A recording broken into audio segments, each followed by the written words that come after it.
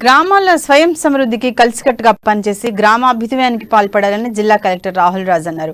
ఆదిలాబాద్ జిల్లా పరిషత్ సమావేశ మందిరంలో దీన్ దయాళ్ ఉపాధ్యాయ పంచాయతీ సతత్ వికాస్ పురస్కార్ 2021-22 కార్యక్రమం క్రింద జిల్లా స్థాయి ఉత్తమ గ్రామ పంచాయతీ అవార్డులను ప్రదానం చేశారు. గాంధీజీ కలలు గన్న గ్రామ స్వరాజ్యాన్ని మనం సాధించుకోవాలని, ఇతరులపై ఆధారపడకుండా గ్రామాలకు అవసరమైన వాటిని మనమే ఉత్పత్తి చేసుకోవాలని కలెక్టర్ అన్నారు.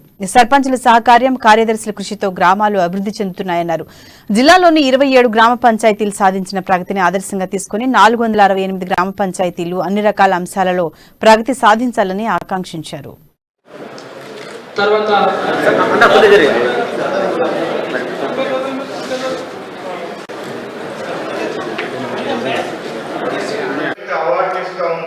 సో అన్ని అవార్డులలో కూడా మనం చూసుకుంటే మన గ్రామాలు, మన మున్సిపాలిటీ తెలంగాణ కూడా టాప్ పొజిషన్ లో ఉంటా ఉన్నాయి ప్రతిసారి కూడా.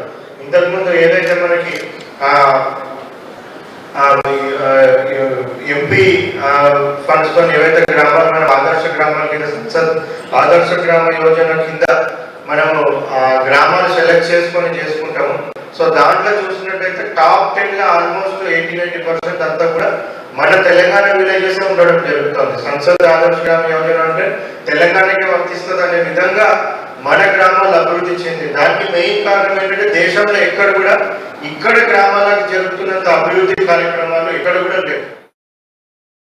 అవార్డులు ఇస్తా ఉందో సో అన్ని అవార్డులలో కూడా మనం చూసుకుంటే మన